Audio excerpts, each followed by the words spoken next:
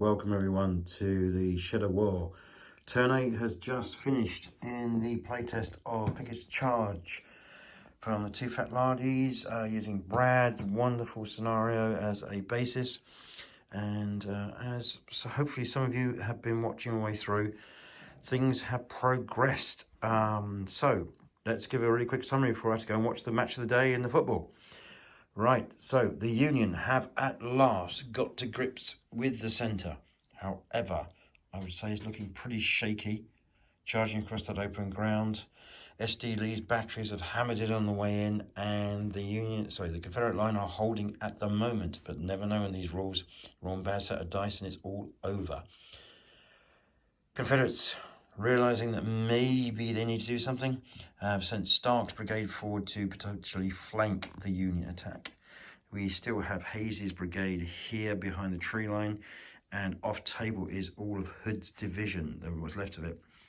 Walker's brigade has vacated the table, but Ripley has now moved up to this defensive position here, and is basically waiting on the artillery to do its damage on what's coming towards it, which is Harstuff. Unfortunately, Harstuff went hesitant in turn 8, and rather than piling across with these 5 regiments, decided to hucker in the woods. That actually turned out to be a good thing. Seymour, on the other hand, no, didn't go well. Some bad dice, and Seymour's brigade has given up and has faltered and has failed to come back from that, and all 4 remaining regiments are currently withdrawing.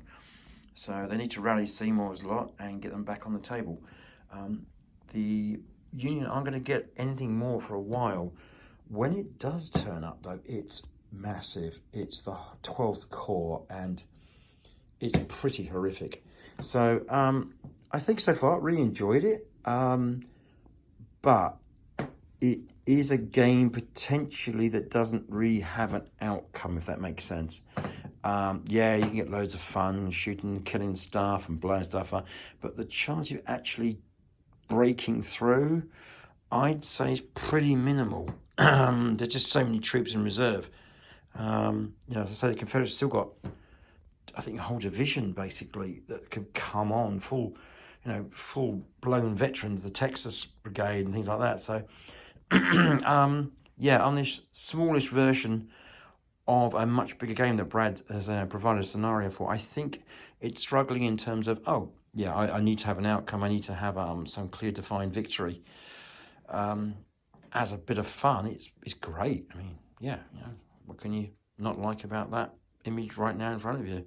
But anyway, got to try and finish off tomorrow. I said turn 12, so 4 more turns tomorrow, and then we'll see the lay of the land and see whether this is actually something that potentially could be published or shared. Cheers, everyone. Have a lovely evening. Have a great week ahead. Bye-bye.